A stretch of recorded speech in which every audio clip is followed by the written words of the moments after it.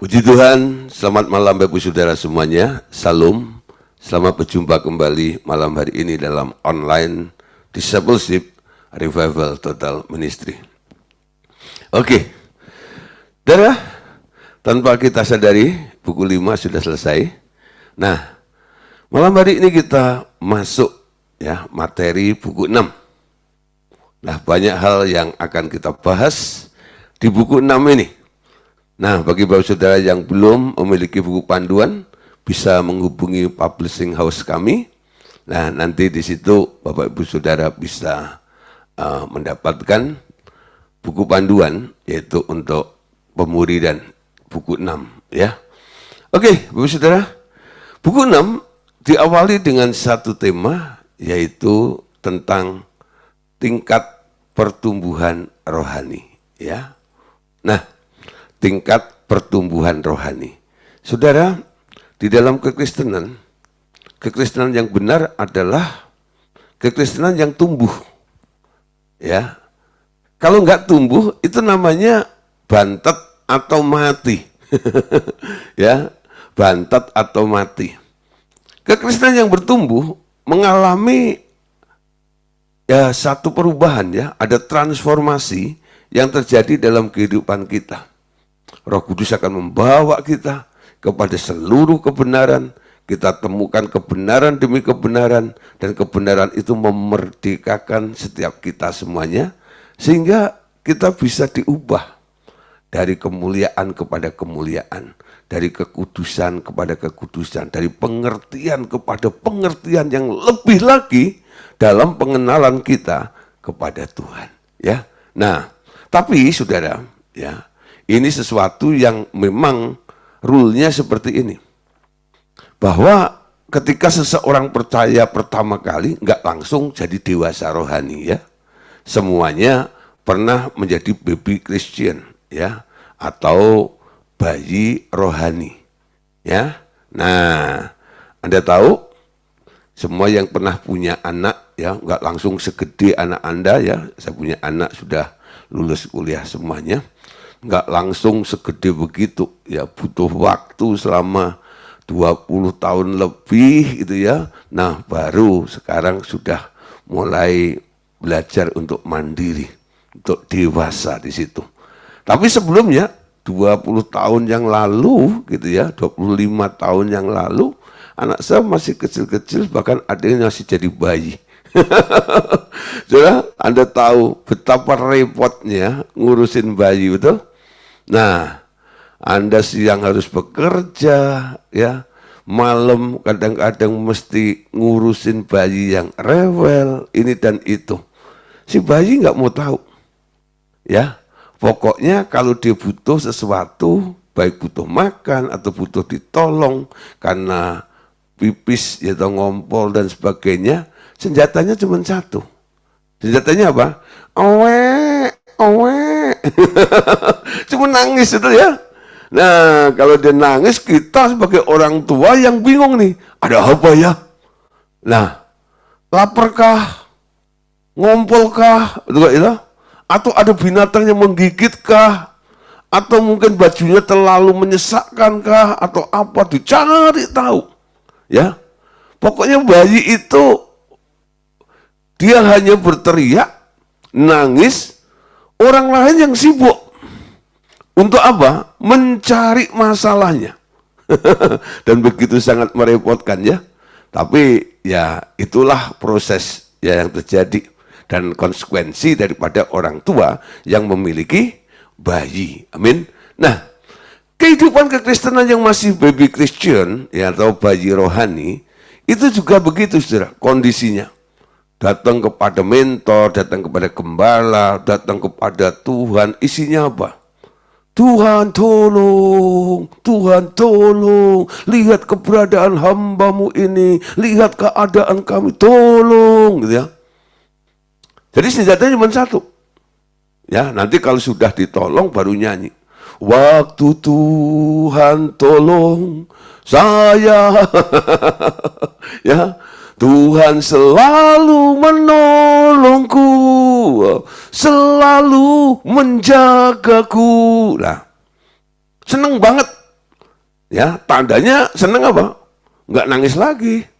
Diam, lalu mulai menikmati ya semua apa yang sudah Tuhan sediakan, berkat yang Tuhan sudah sediakan. Itu model-model bayi rohani lah ya, seperti itu. Saya percaya yang sudah ikut kelas pemuri dan apalagi yang sudah pernah ikut 1 putaran atau 2 putaran, Anda bukan lagi baby Christian. Anda sudah mulai bertumbuh, betul? Menjadi remaja rohani, pemuda rohani, atau sudah mulai beranjak dewasa rohani. Amin. Nah, untuk mengerti tentang bayi rohani ini, kita tahu ya, Paulus menulis kepada jemaat di Korintus, ya, yang mula-mula dikatakannya sebagai jemaat yang kaya dalam segala macam perkataan dan segala pengetahuan. Ya, dalam pengertian di mana jemaat di Korintus ini banyak pengajaran dan pengetahuan Alkitab dan juga segala karunia roh. Namun mereka tak lain adalah bayi-bayi rohani yang hanya mampu menerima susu. Dari semula sampai sekarang belum mampu makan makanan keras. Nah, saudara, Anda jangan terkecoh, ya, karena Paulus memberitahu kita malam hari ini, tanda kedewasaan bukan dilihat dari seberapa banyak pengetahuan Alkitab yang telah Anda punya, ya, tentang pengajaran yang telah Anda terima, atau bahkan mungkin karunia-karunia roh yang sudah mulai beroperasi di dalam kehidupan Anda. Contoh jemaat di Korintus ini. Paulus melihat, memandang jemaat yang sudah banyak pengajaran, yang sudah banyak menghafal firman, tahu firman, ya, dan penuh dengan karunia-karunia. Tapi Paulus tetap menilai jemaat ini belum dewasa. Masih baby Christian. Masih bayi rohani. Jadi jangan Anda melihat kedewasaan itu dari, wah, orang itu bisa khotbah. Orang itu hafal ayat. Orang itu bisa mendoakan orang sakit, lalu orang sakit itu sembuh. Orang itu bisa bernubuat. Wah, orang itu bisa berbahasa roh, menafsirkan bahasa roh. Belum tentu. Itu bukan standar daripada kedewasaan. Amin. Nanggap saudara ya. Mungkin hari ini Anda masih berpikir, kalau ada orang penuh dengan karunia, apal ayat, lalu pengajaran ini, pengajaran itu, dogma ini, dogma itu, mereka semua bisa, kalau debat, wah, selalu menang. Tapi belum bisa dikatakan orang seperti itu sudah dewasa rohani. Nah, ketika Anda mendengar pernyataan seperti ini, muncul pertanyaan. Mereka belum dewasa. Mengapa seperti itu? Ya, coba Anda lihat dulu. 1 Korintus pasal 1 ayat 5 sampai 7 ya. Ini ayat yang mendukung apa yang dikatakan oleh Paulus di atas tadi. Sebab di dalam Dia kamu telah menjadi kaya dalam segala hal. Dalam segala macam perkataan, dalam segala macam pengetahuan, sesuai dengan kesaksian tentang Kristus yang telah diteguhkan di antara kamu. Demikianlah kamu tidak kekurangan dalam karunia apapun, sementara kamu menantikan pernyataan Tuhan kita Yesus Kristus. Ya, ini kondisinya jemaat di Korintus. Begitu luar biasa ya. Apa yang sudah dialami seperti ini, tapi Paulus bilang, ini bukan jaminan. Nah, dalam 1 Korintus pasal 3, ini kan pasal 1-nya ya, pasal 3 ayat 1 sampai 4, Paulus berkata begini, dan aku saudara-saudara, pada waktu itu tidak dapat berbicara dengan kamu seperti dengan manusia rohani, tetapi hanya dengan manusia duniawi yang belum dewasa dalam Kristus. Paulus berbicara kepada jemaat di Korintus Yang awalnya Paulus memberitahu kondisinya dia kaya dalam segala hal. Tapi Paulus bilang, ya, nah, aku nggak dapat berbicara dengan kamu seperti dengan manusia rohani, tapi dengan manusia duniawi yang belum dewasa dalam Kristus. Akhirnya apa yang dilakukan oleh Paulus? Ayat 2. Susulah yang kuberikan kepadamu, bukan makanan keras, sebab kamu belum dapat menerimanya, sekarang pun kamu belum dapat menerimanya. Karena kamu masih manusia duniawi, sebab jika di antara kamu ada iri hati dan perselisihan, bukankah hal itu menunjukkan bahwa kamu manusia duniawi dan hidup secara manusiawi?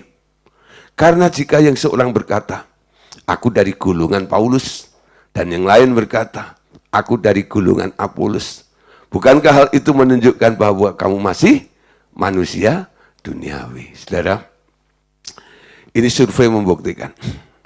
Saya itu dipanggil oleh Tuhan bukan untuk jadi gembala, tapi jadi pengajar.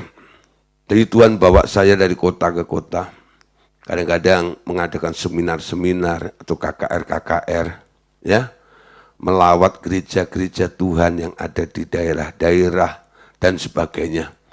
Tuhan menyediakan dana, lalu kami pergi bersama dengan tim kadang-kadang, lalu kami diterima oleh beberapa gereja, kami kumpulkan para pemimpin-pemimpin rohani di daerah-daerah tersebut, lalu kami bikin 2 sesi acara biasanya, lalu kami beritakan satu pengajaran kebenaran firman Tuhan. Dan apa yang terjadi, saudara? Ya, saudara, ketika saya sampaikan hal-hal yang prinsip dari dalam Alkitab, ternyata yang notabene disebut leaders atau pemimpin-pemimpin rohani itu, ternyata ketika kami sampaikan kebenaran-kebenaran yang sering dikatakan sebagai makanan keras, karena prinsip yang mengoyak daging, mengoyak keinginan jiwanya, kesenangan jiwanya, lalu mau dipimpin oleh roh, diproses untuk menjadi serupa dengan Kristus, untuk menjadi sempurna, berontak, saudara. Nggak bisa terima. Ya. Nah, maunya apa? Maunya, kalau boleh Pak Gideon itu khotbah ajalah tentang berkat, tentang urapan, tentang kesembuhan, mujizat. Itulah yang kami nantikan, bagaimana konsep membuat satu mujizat ini dan itu. Nah, terakhir saya bikin acara, temanya adalah hendaklah kamu sempurna. Saya bikin pernah juga meleset dari target. Temanya yang begitu untuk para leaders itu. Nah, untuk apa, saudara? Nah, di sini, saudara, mereka orang-orang sudah tahu ayat, hafal ayat, betul? Namanya leaders, mungkin punya jemaat, sudah menjadi gembala sidang dan sebagainya. Tapi, saudara, belum tentu mereka disebut dewasa rohani. Ya, tadi dikatakan tanda-tanda ketidakdewasaannya. Paulus mengatakan begini, baca sekali lagi ya, ayat yang ke-3, sorry. Karena kamu masih manusia duniawi, sebab jika di antara kamu ada iri hati, ada perselisihan, bukankah hal itu menunjukkan bahwa kamu manusia duniawi dan hidup secara manusiawi? Karena jika yang seorang berkata, aku dari golongan Paulus, dan yang lain berkata, aku dari golongan Apolos, bukankah hal itu menunjukkan bahwa kamu masih duniawi? Nah, masih ada iri, ya, iri hati, perselisihan, dan mereka memisahkan diri atau menggolong-golongkan, ya. Aku dari golongan Paulus, aku dari golongan Kefas, ya. Kefas itu Petrus, ya. Terjadi blok-blok seperti itu. Saudara, panggilan gereja Tuhan itu adalah menjadi tubuh Kristus. Tubuh Kristus itu harus menjadi satu, betul? Nah, walaupun anggotanya berbeda-beda. Gereja boleh mereknya berbeda. Tapi visinya untuk kota di mana gereja itu didirikan harusnya sehati. Betul? Untuk apa? Memenangkan kota itu. Mereka bergandengan tangan, bersatu hati. Ya, bagaimana bisa memenangkan kota itu? Bukan bikin kerajaan. Siapa yang paling besar? Nah, kalau jumlahnya paling banyak, lalu mulai senang karena kolektornya banyak, dan sebagainya. Ya, lalu mulai tarik-tarikan jiwa, gitu ya. Kau tak pandang dari gereja mana, asal kau tetap jadi jemaatku. Nah, egonya muncul di sini. Iri hati, perselisihan, mau menang sendiri. Walaupun jabatannya boleh dibilang pendeta sekalipun. Kalau masih ada iri hati, perselisihan, menggolong-golongkan kelompok mereka dikatakan oleh Paulus sebagai manusia duniawi yang belum tumbuh menjadi dewasa. Pak, tapi pendeta saya sakti loh. Kalau tengking orangnya langsung mental 10 meter, Pak. Karunianya luar biasa, Pak. Kalau berbahasa roh menggetarkan, Pak. Dia punya karunia ini, karunia itu, hampir 9 karunia dimiliki, Pak. Apa nggak bisa dibilang dia sudah dewasa rohani? Belum tentu, saudara. Ya, belum tentu. Tanda kedewasaan rohani adalah mengerti panggilan Allah atas hidupnya, betul? Diubah, mengalami pembaruan di dalam hidupnya. Sehingga hidupku bukannya aku lagi, tapi Kristus yang ada di dalamku. Kalau mereka masih egonya terlalu tinggi, itu tanda kanak-kanak, betul? Tanda anak-anak kan begitu ya. Apa-apa kalau bisa jadi milikku, betul ya? Nah, yang lain gak kebagian. Tanda orang dewasa adalah mau berbagi, supaya mereka semuanya dapat merasakan berbagi. Anak-anak nggak mau berbagi, egonya terlalu tinggi. Kenapa egonya terlalu tinggi? Karena masih si akunya masih hidup.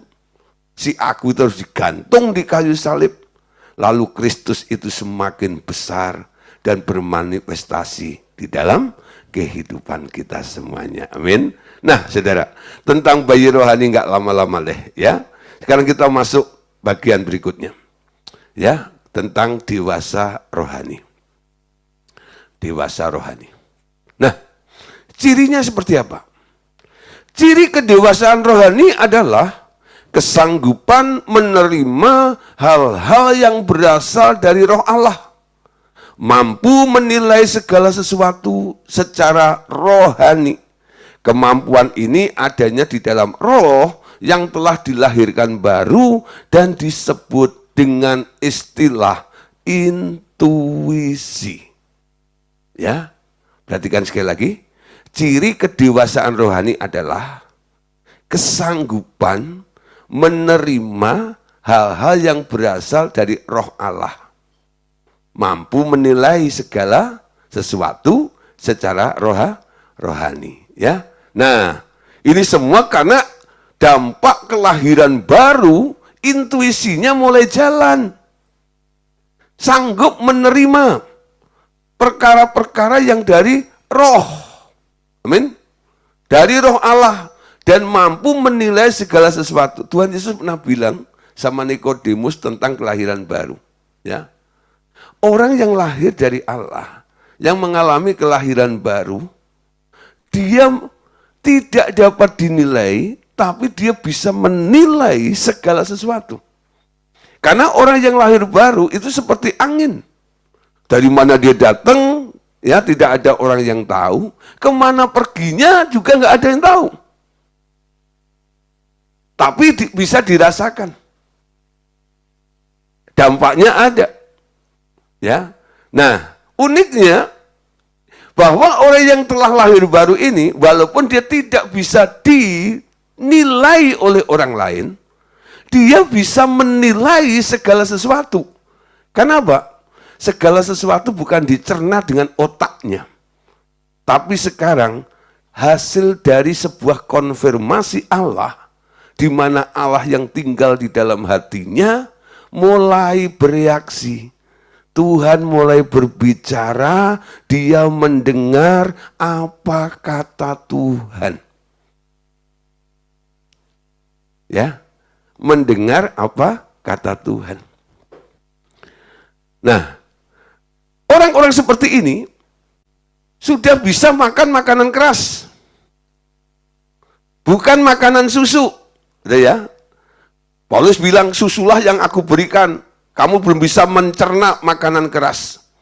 Apa artinya belum bisa mencerna makanan keras dan diberikan susu?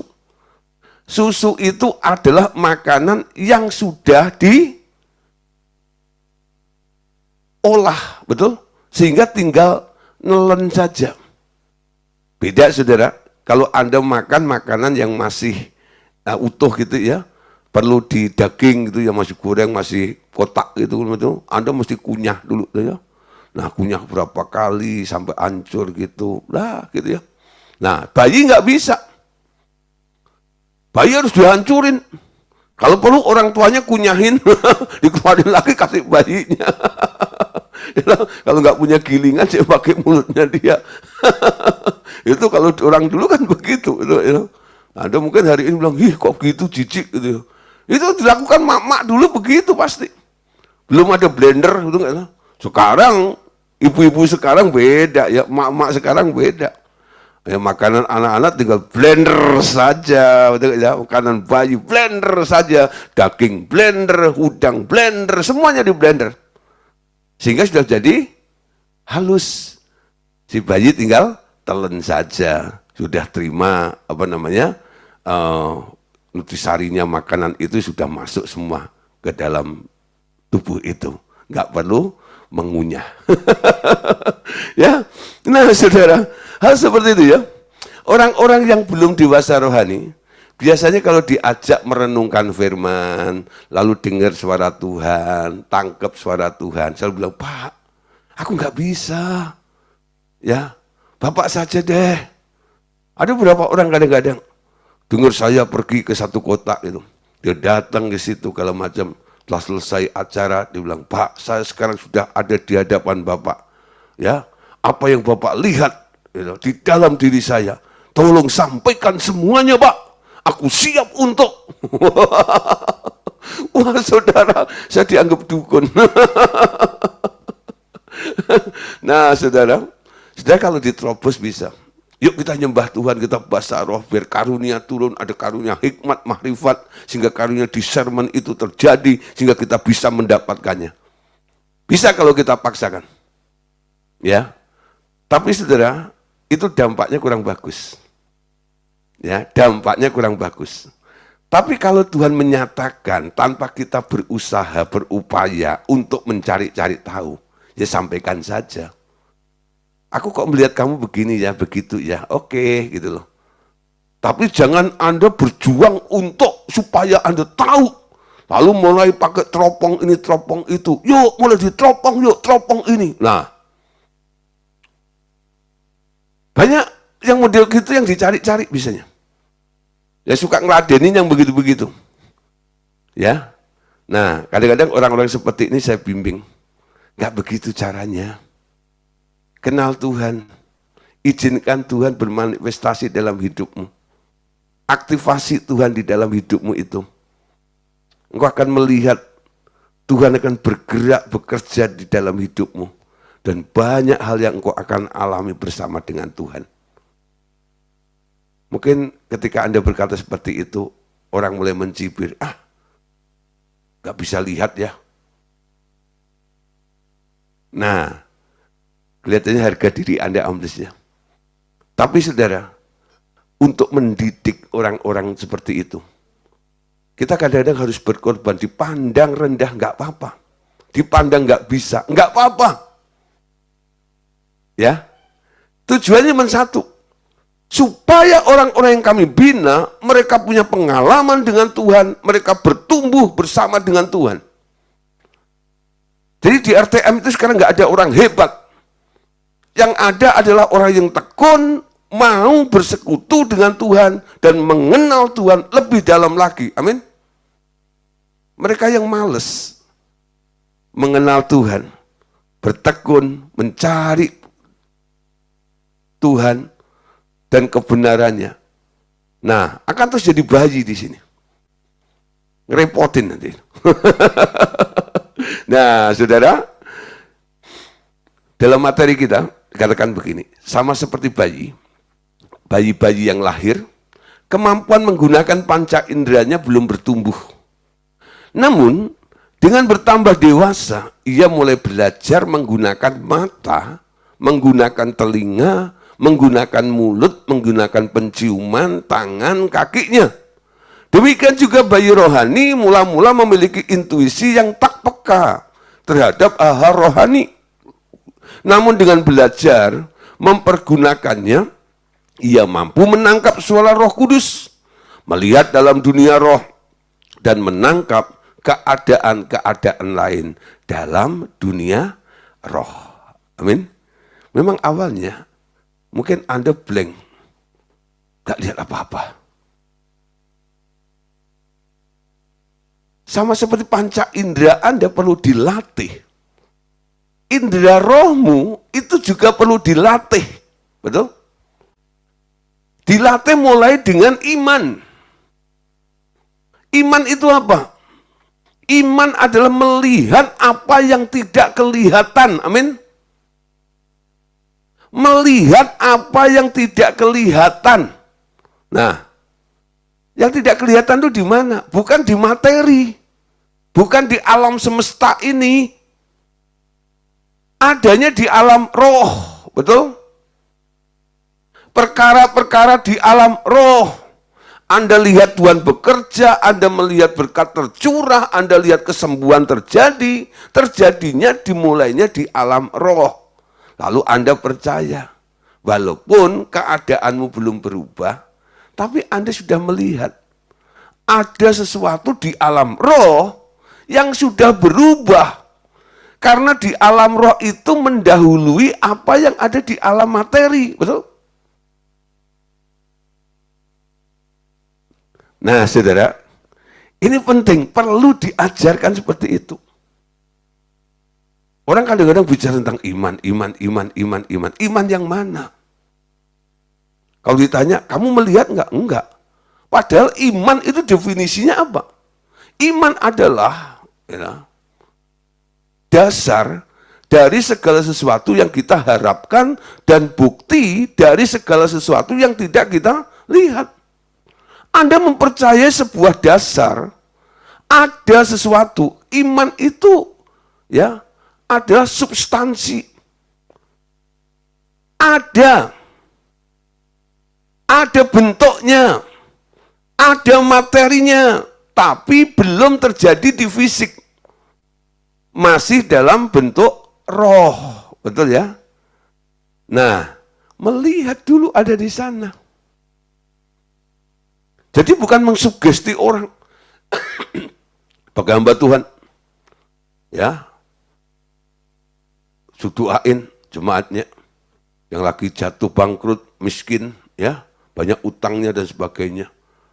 Lalu cuman mendukung supaya dia tidak pundung. Gitu ya. Tidak patah arang. Punya semangat. Nah, lalu bilang ini, jangan takut. Ya. Tuhan sudah kirimkan berkatnya buat Anda. Ketika dia ngomong seperti itu, dia lihat enggak? Berkat itu sudah dikirim belum? Kalau dia enggak lihat, nanti jadi PHP. Itu ya. Nah, jadi bikin orang kecewa lagi.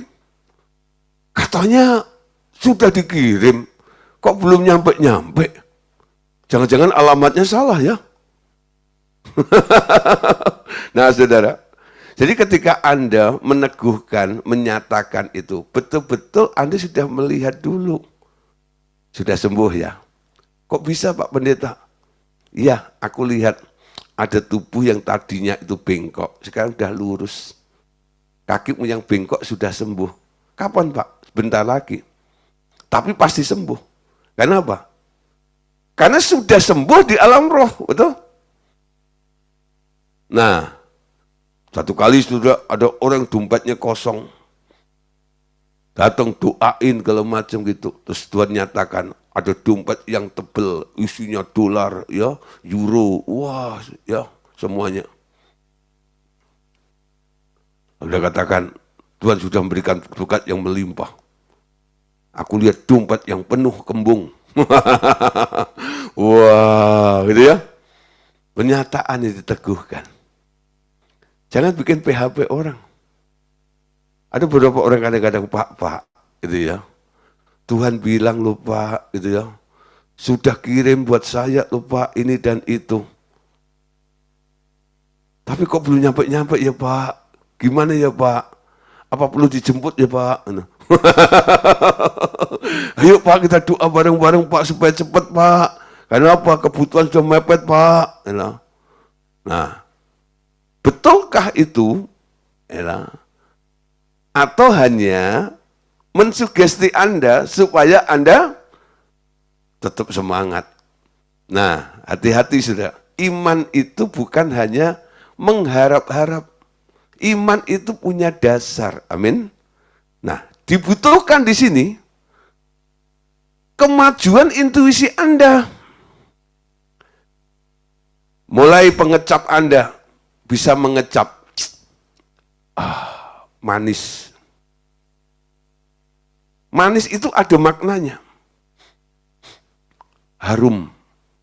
Ya, penciuman Anda. Waktu kami doa beberapa orang itu, bilang, aku kok mencium bau kematian ya. Kadang ada juga yang mendapat pernyataan, aku mencium bau mawar saron. Itu biasanya kehadiran Tuhan yang begitu luar biasa. Lawatan Tuhan sedang terjadi di situ. Aku kok mencium bau perjinahan ya. Ada yang ngomong begitu. Penciumannya mulai jalan sudah. Ya. Mulai peka. Ada juga yang matanya mulai melihat sudah, penglihatannya. Aku melihat tuh, ya. Nah, pendengarannya juga begitu, Tuhan ngomong. Amin. Ketika dia pegang sesuatu, dia merasakan sesuatu, perabaannya juga mulai aktif ada di situ. 5 indera rohnya mulai jalan. Itu tanda dewasa. Amin. Bisa mencerna, bisa menerima perkara-perkara roh. Gak sedikit-sedikit nanya kepada orang lain. Tolong dong doain saya. Tolong dong lihatin saya. Tolong dong tanyain sama Tuhan. Apa, boleh atau enggak. Ya. Itu menunjukkan Anda bayi.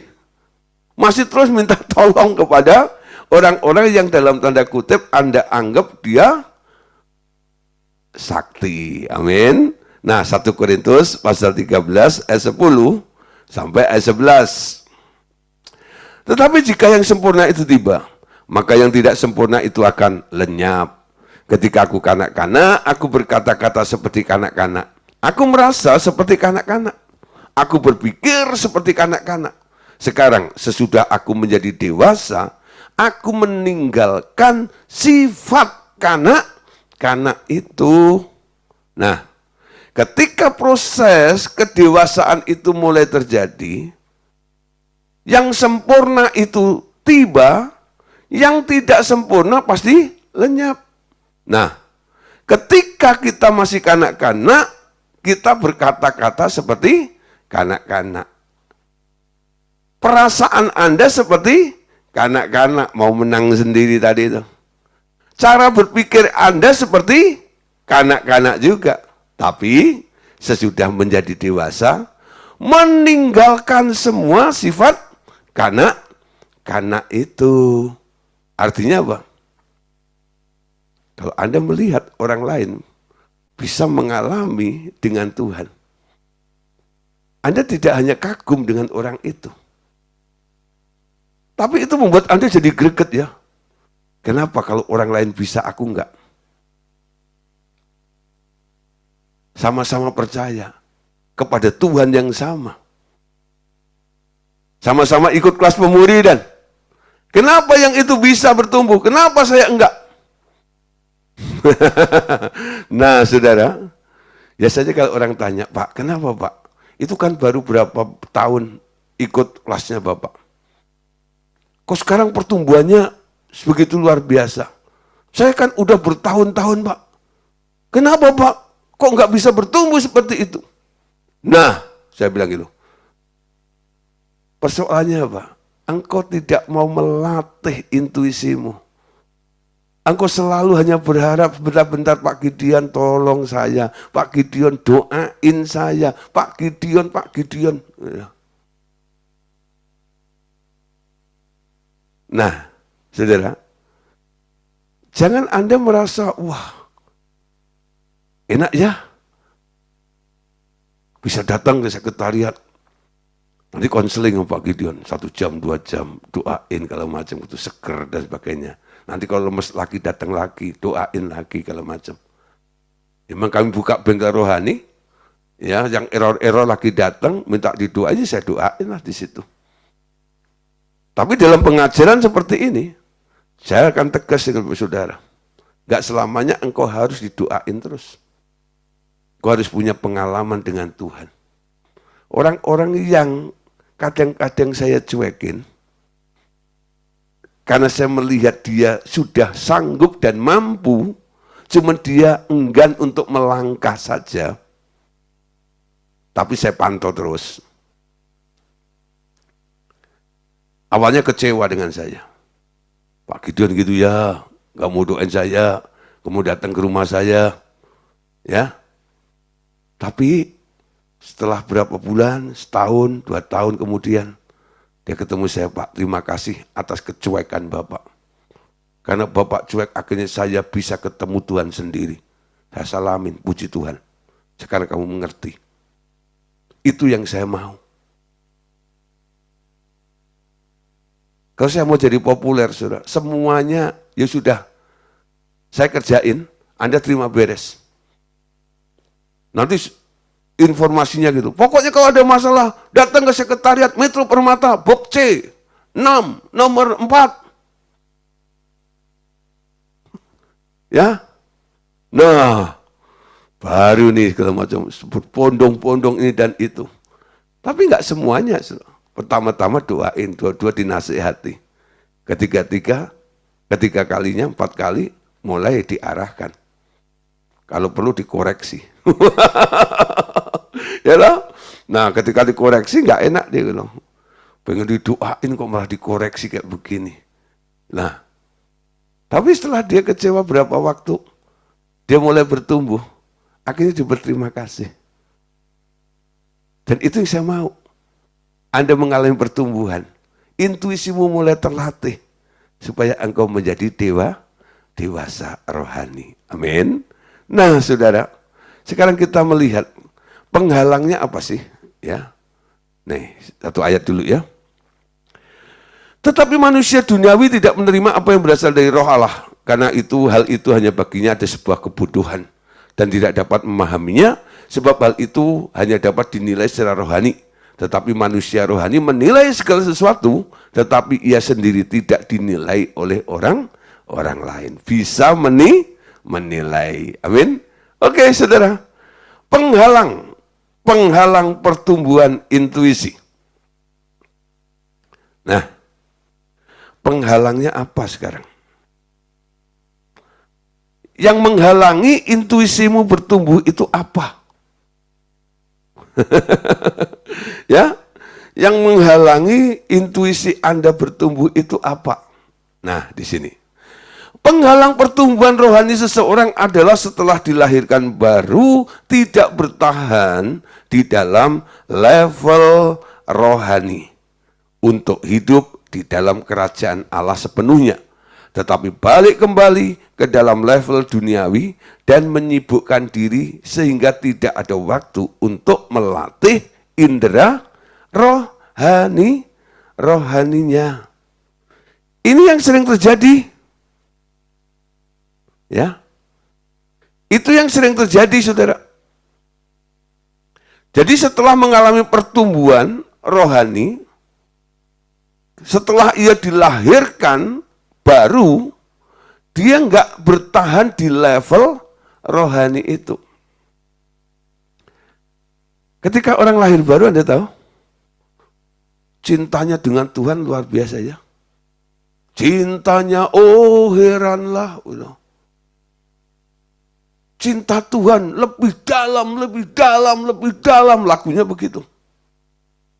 Sayang, sayang, disayang, aku disayang Tuhan. Wah, lagunya, lagu cinta mula-mula dengan Tuhan.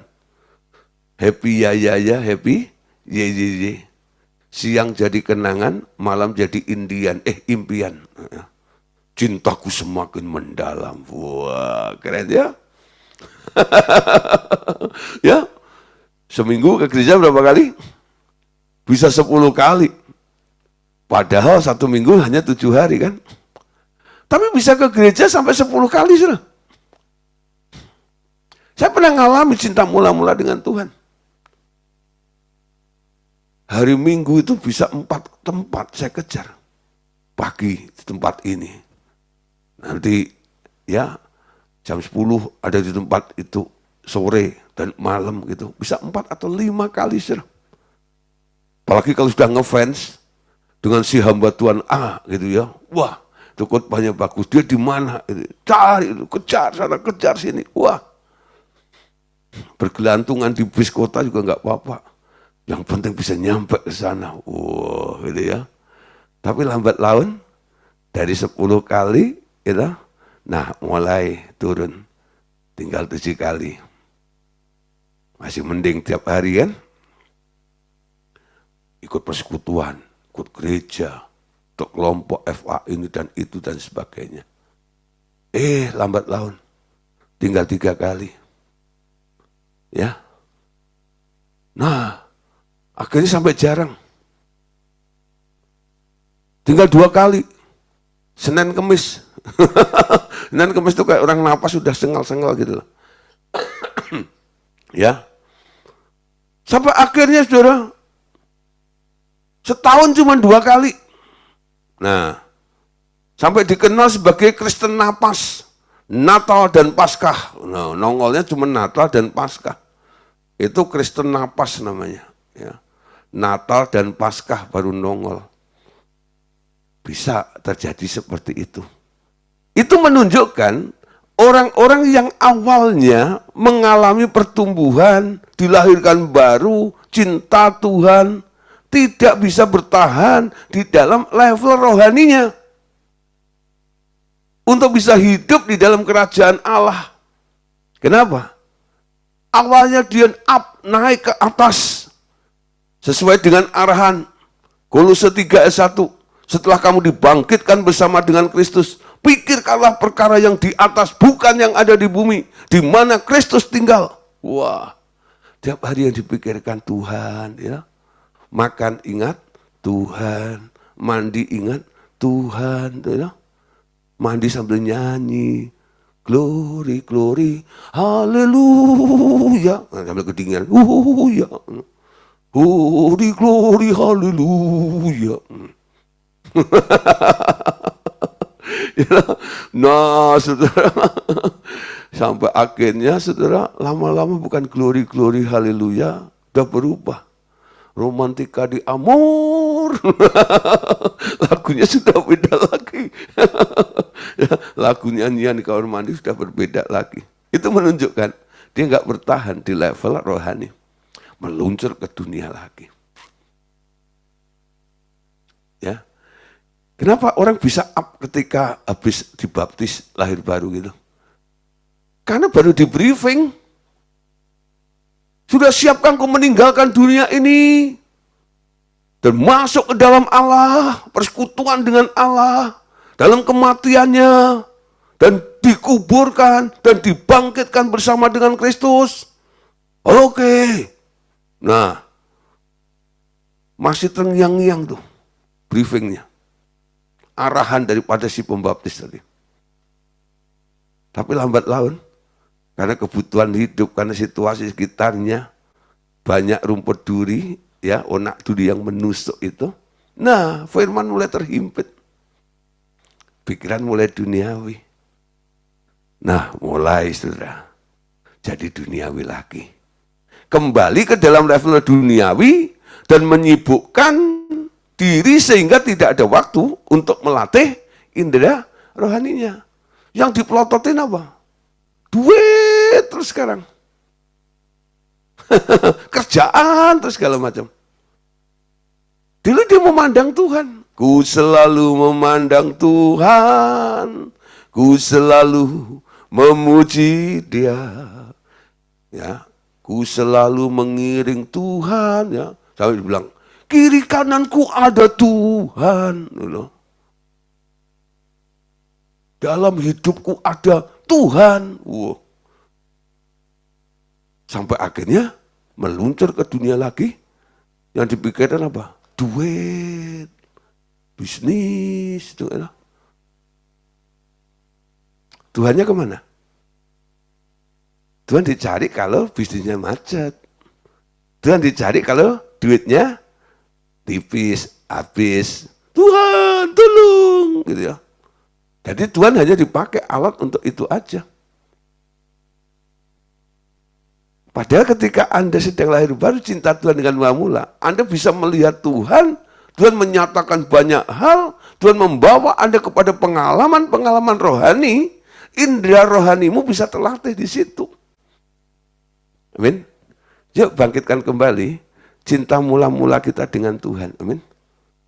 Supaya apa? Intuisimu mulai terlatih. Jangan kolokan. Ya sekali dua kali boleh lah. Anda minta tolong Pak Gideon, tolong ketuain, tolong gini, boleh lah gitu ya. Tapi satu kali Anda harus bisa berpikir, kalau orang lain bisa keluar dari persoalan ini, saya pun bersama dulu dengan Tuhan. Karena Tuhan yang sama, yang menolong orang itu, dia juga bisa menolong saya. Amin. Nah kalau Anda hanya minta bimbingan, arahannya, oke. Tapi Anda sudah bergerak. Sudah berfokus kepada Tuhan. Sedang mencari Tuhan, betul? Nah, di situ nanti, mana yang lebih dulu bertumbuh? Dari 5 indera roh Anda itu. Bisa penglihatan Anda, bisa penciuman Anda, bisa peraba Anda, bisa pengecap Anda, bisa pendengaran Anda. Tergantung. Gak semua orang dalam bertumbuh langsung bisa dengar suara Tuhan. Ada yang bisa melihat, ada yang bisa mengecap, ada yang bisa mencium, ada yang bisa meraba. Ya. Nah, mulai sudah bertumbuh dari satu. Amin. Nah, kita mulai belajar di sini ini. Supaya apa? Supaya Bapak Ibu Saudara mulai mengerti, ya. Mulai menangkap semuanya. Amin. Nah, penghalang-penghalang itu harus diatasi. Amin. Nah, saudara, sekarang lihat. Persoalan-persoalan dalam hidupnya dihadapi dengan mencari hikmat dunia. Nah, ini yang menghalang ya. Atau dengan terus-menerus bergantung kepada petunjuk orang-orang rohani lain yang tahu kehendak Tuhan. Jadi kalau punya masalah, way out-nya apa? Hikmat dunia.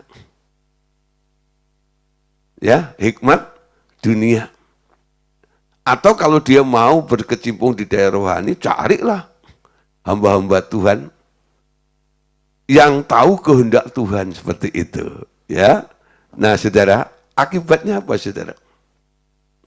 Kalau hal-hal seperti ini yang Anda lakukan, hal ini mematikan pertumbuhan intuisi rohaninya sendiri. Jadi kalau Anda terus melakukan ini, kalau menghadapi persoalan hidup, Anda cari hikmat dunia, dan terus bergantung kepada petunjuk orang-orang rohani lain yang tahu kehendak Tuhan, dampak hidup Anda, intuisimu mati, enggak bertumbuh. Amin. Kenapa? Anda selalu berpikir, Aku ora iso. Aku tidak bisa. Ya. Kemarin di seminar Bapak Tuhan, ya Pak Leodi yang ikut saya suruh jadi WL-nya, dia pilih satu lagu, ya walaupun dia nggak bisa bahasa Jawa, dia ngajak nyanyi bahasa Jawa sambil nyontek gitu. Iso ora iso kudu iso, ya. Iso ora iso kudu iso, gitu. Nah, ketika saya pelayanan di Jepara, WL-nya sama orang-orang Jepara nyanyi itu ya. Itu Pak Eko Manto dulu. Iso ora iso kudu iso. Iso ora iso kudu iso. Nah itu bahasa roh ya. Bisa, tidak bisa, harus bisa. Anda bisa karena belajar. Anda bisa karena mencoba.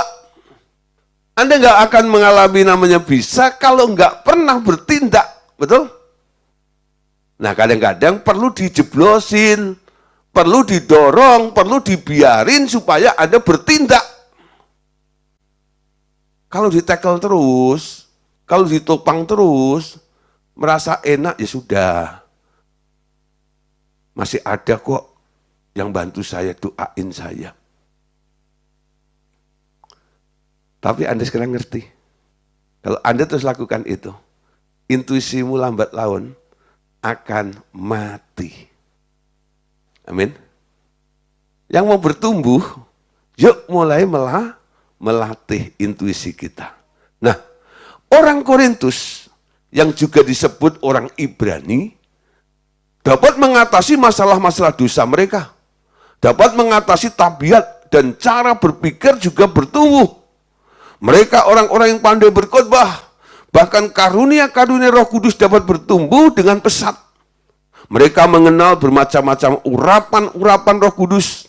Mereka orang-orang yang terlibat di dalam pelayanan-pelayanan rohani. Mungkin seperti pelayanan pelepasan, pelayanan kesembuhan ilahi, dan sebagainya. Namun, di dalam roh, mereka tak dengar suara Roh Kudus. Hanya mengikuti cara-cara yang orang lain ajarkan. Saudara, melayani itu bisa dipelajari. Melayani itu bisa meniru, nyontek pelayanan orang lain. Saya awalnya saudara, ya saya udah jadi hamba Tuhan, tapi enggak pelayanan secara roh seperti ini. Bisa khotbah dan sebagainya sih.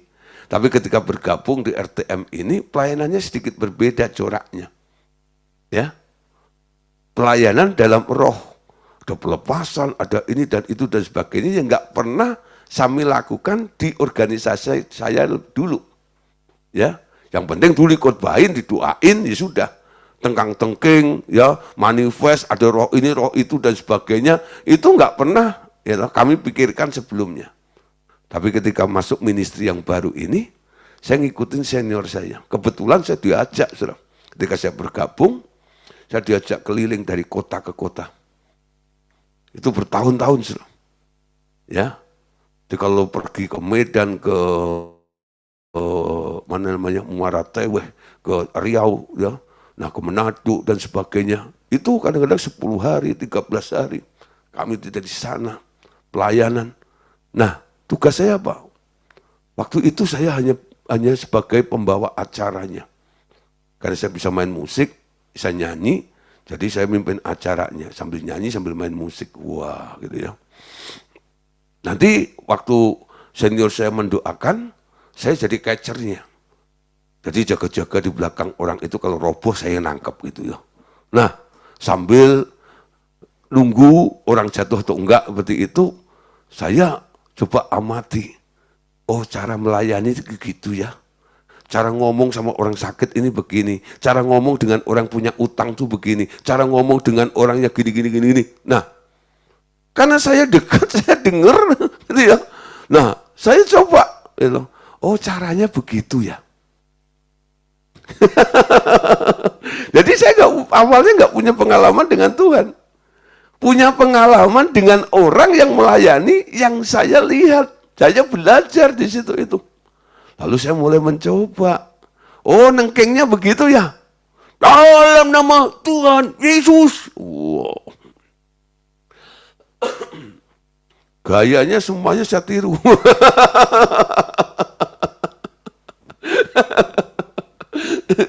Nah, satu kali saudara, ya ketika pas sendirian di Jakarta, saya doain orang, saya layani orang, saya tiru polanya beliau, senior saya.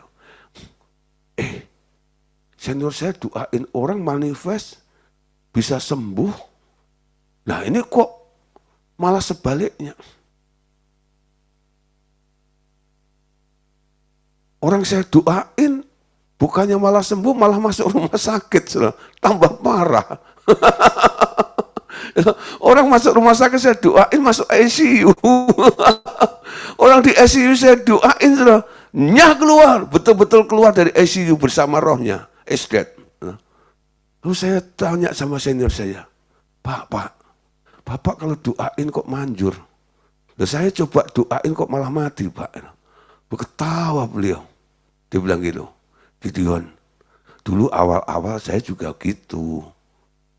Tapi setelah latihan terus, lama-lama punya pengalaman bagaimana Roh Kudus mengarahkannya. Jadi Anda nggak hanya bisa, oh nanti mau ikut pelayanan Pak Gideon ya. Nanti mau lihat nih, cara melayani di daerah itu seperti apa. Ada beberapa orang yang ikut pelayanan saya ke daerah itu, motivasinya cuma itu. Pengen tahu cara doain orang gimana, cara gini-gini dan itu. Itu mirip seperti saya dulu. Nah, bukan berarti nggak boleh ikut saya ya. Kalau ada orang ikut pelayanan saya ke daerah, puji Tuhan ya. Bayar sendiri ya. Nah, nggak apa-apa ikut gitu loh ya. Nah, tapi gitu ya, motivasinya bukan begitu. Kalau Anda mau belajar, hari ini Anda bisa belajar bersama dengan Tuhan. Latih dirimu. Melihat apa yang nggak kelihatan. Anda percayai Tuhan yang sama, yang dilayani sama Pak Gideon. Juga yang saya layani. Tuhan yang sama yang membela. Dia juga yang akan menyatakan kuasanya, mujizatnya. Amin. Nah, dari sini Anda mulai peka. Anda melihat, Anda mendengar, Anda merasakan apa instruksi Tuhan itu seperti apa dan sebagainya. Nah, saudara, sekarang perhatikan. Kalau toh ada orang bisa pelayanan pelepasan ini dan itu, intriknya ada. Mungkin bisa, betul ya? Nah, bagaimana supaya menyayat hati, ya? Cara meng-inner healing, wah, cara ngomongnya diambil dari gini-gini supaya dia merasa, gue banget nih, gitu-gitu ya. Teknik seperti itu. Bisa. Terjadi, manifest, bisa. Tapi itu hanya teori. Dia nggak menangkap dari Tuhan. Itu perbedaannya. Ada namanya kursus pelayanan. Yang diajarkan apa? Tekniknya. Betul? Anda hanya tahu tekniknya. Tapi saudara, sekolah Roh Kudus itu beda. Ketika engkau sekolah Roh Kudus, dia akan hidupkan, aktifkan 5 indera rohmu itu. Dia bawa Anda supaya Anda bisa melihat, dia bawa Anda supaya Anda bisa mendengar, dia bawa Anda supaya Anda bisa meraba, dia bawa Anda supaya Anda bisa mencium, ya. Dia bawa Anda supaya Anda bisa mengecap sesuatu yang ada di alam roh itu. Betul? Itu nggak bisa Anda dapatkan secara teknik, nggak bisa. Pengalamanmu dengan Tuhan. Ibrani pasal 5, ayat 11-14. Tentang hal itu kami katakan tetapi yang sukar untuk dijelaskan. Anda lihat ya? Harus dikatakan tapi sulit untuk dijelaskan. Kenapa? Karena kamu telah lamban dalam mendengar. Sebab sekalipun kamu ditinjau dari sudut waktu sudah seharusnya menjadi pengajar, kamu masih perlu lagi diajarkan asas-asas pokok dari perkataan Allah. Dan kamu masih memerlukan susu, bukan makanan keras. Sebab setiap orang yang terus minum susu, ia tidak memahami ajaran tentang kebenaran. Sebab ia adalah anak kecil. Jadi mereka yang terus mau disuapin, makanannya disiapin, nggak memahami ajaran tentang kebenaran, sebab dia dikategorikan sebagai anak kecil alias belum dewasa. 14. Tetapi makanan keras untuk orang-orang dewasa yang memiliki indera yang terlatih untuk membedakan yang baik dari yang jahat. 14, perhatikan sekali lagi. Makanan keras adalah untuk orang-orang dewasa. Nah, kriteria orang dewasa apa? Memiliki indera yang terlatih untuk membedakan yang baik dari yang jahat. Amin. Nah, untuk memiliki indera yang terlatih, Anda perlu jam terbang. Perlu latihan. Perlu latihan. Ya. Jadi kalau Anda ketemu orang bermasalah, jangan terus cepat-cepat kasih nomor telepon saya. Anda coba layanin dulu. Ya, kamu sudah diberi kuncinya, kamu sudah diberi kuasa, kamu diberi otoritasnya. Ada 5 komando. Pergi beritakan Injil, sembuhkan orang sakit tuh ya. Usirlah setan, sembuhkanlah orang kusta, bangkitkanlah orang mati, betul ya.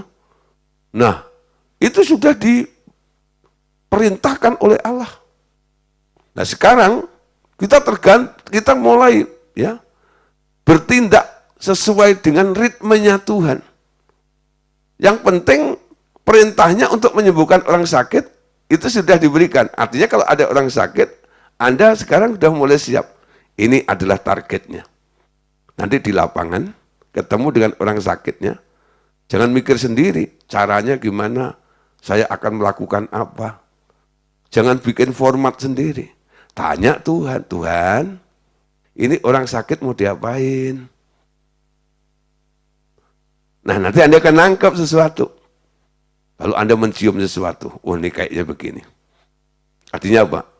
Tuhan memberikan signal, memberitahu Anda melalui satu bau, sehingga Anda mencium. Atau Anda tetap melihat, ada yang hitam tuh di darah ini. Artinya Tuhan menunjukkan, di situ Anda mulai, indera penglihatanmu mulai terlatih, gitu ya. Melihat. Anda mulai mendengar. Ada yang audible. Bisa. Anda pegang orang itu, Anda merasakan. Perabamu mulai sensitif di situ. Nah, banyak hal saudara yang bisa. Ya, saya harap Bapak Saudara, malam hari ini kita baru prolognya ini. Bisa membedakan mana yang anak dan mana yang dewasa. Ya, si anak-anak itu maunya susu. Makanan yang sudah dicerna, betul? Makanan instan. Tapi orang dewasa makanannya perlu dicerna, dikunyah. Memang kadang-kadang wah keras gini, tapi wah nikmat luar biasa. Kenapa? Sudah punya gigi, bisa kunyah, bisa mencerna, indera rohaninya sudah mulai terlatih. Amin. Nah, saudara, besok kita lanjutkan ya. Apa yang dilakukan oleh intuisi. Ada beberapa hal yang bisa dilakukan dan dikerjakan oleh intuisi. Malam hari ini mulai coba. Aku mau hidupkan, aktifkan intuisi saya. Sehingga ketika belajar besok bersama-sama, Anda bisa tahu, oh intuisi ini bisa melakukan ini. Intuisi ini bisa melakukan itu. Dan sebagainya. Dan Anda mulai mengalami. Ternyata bisa ini ya, aku mau. Step by step nih. Yang awalnya Anda menyadari dulu kebutuhan untuk mengasah, melatih intuisi Anda. Betul? Nanti kegunaannya tentang intuisi itu akan kita bahas di sesi berikutnya. Amin. Oke, Tuhan Yesus memberkati kita semuanya. God bless you. Amin.